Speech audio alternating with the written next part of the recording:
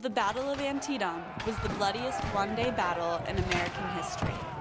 After 12 hours of fighting, more than 23,000 soldiers laid on this battlefield, either killed or wounded. Robert E. Lee's first invasion of the North is stopped here at Antietam. And this is part of a series of Confederate movements on a 1,000-mile front. Some of the most intense fighting that day took place on this sunken road between two farms. Both sides fought a fierce battle for control of the road. Confederates utilized the old sunken road, the old hog trough road, and used it almost as a natural trench.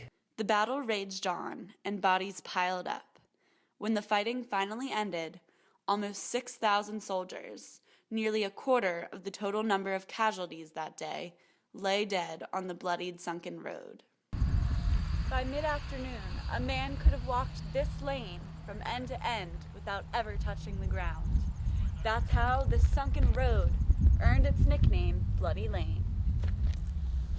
The stench was horrible, and it could be smelled for miles around. The civilians that lived around here had to shut up their houses, and even in the heat. Anything to keep the stench out. At war's end, the question of where to permanently bury the soldiers who died in this battle caused a great deal of controversy.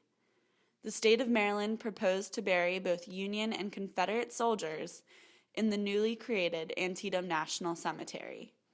Although the fighting on the battlefield had ended, this proposal ignited a new battle charged by bitterness and resentment over the war.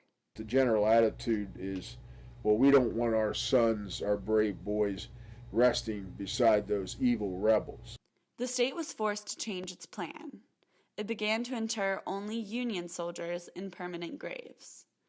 The remains of the Confederate dead stayed where they had fallen on the battlefield while it was decided what to do with them. There were editorials in the New York newspapers talking about visitors coming to Antietam and seeing these bones, exposed remains from the shallow graves of the Confederates. Eventually, a committee was established to create the Washington Confederate Cemetery at Rose Hill, near Hagerstown, Maryland. And in 1871, nearly 10 years after the battle had ended, the rebels who died that day at the Battle of Antietam were finally laid to rest.